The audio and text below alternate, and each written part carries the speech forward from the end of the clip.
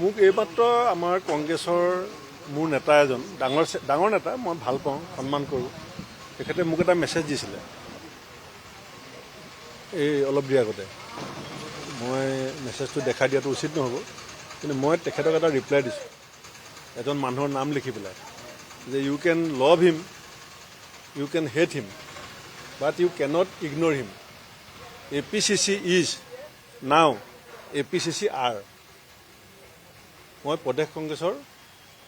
আমি যিটো কওঁ যে অসম প্ৰদেশ কংগ্ৰেছ কমিটি চাইনবোৰ্ডত লিখা আছে যে তাৰ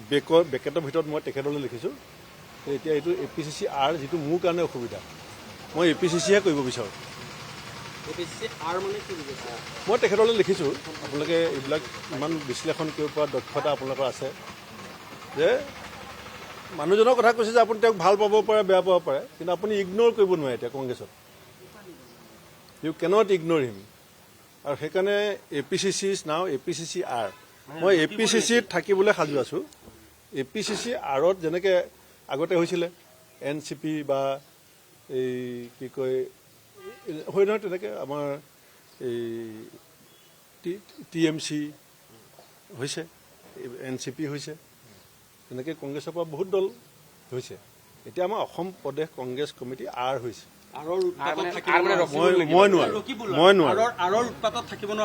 চবেই দেখিব এতিয়া লাহে লাহে চবেই মই অকণমান দুঃসাহস আছে সেইকাৰণে মই কথাবিলাক মোৰ সতীৰ্থসকলক সজাগ কৰি দিছোঁ মোৰ সতীৰ্থসকল ইয়াত আছে এওঁ যোৱা 5 বছৰ বেয়া দিনত OBC ডিপাৰ্টমেণ্টৰ চেয়াৰমেন আছিলে এওঁ APCC মুখপাত্ৰ হৈ আছিলে মই এওঁলোকক সজাগ কৰিছোঁ যে তোমালোকে APCC আৰ কৰা মানে if you want to survive in Congress তেতিয়াহ'লে ডোণ্ট বি ইন APCC মই আছিলোঁ you be in APCC R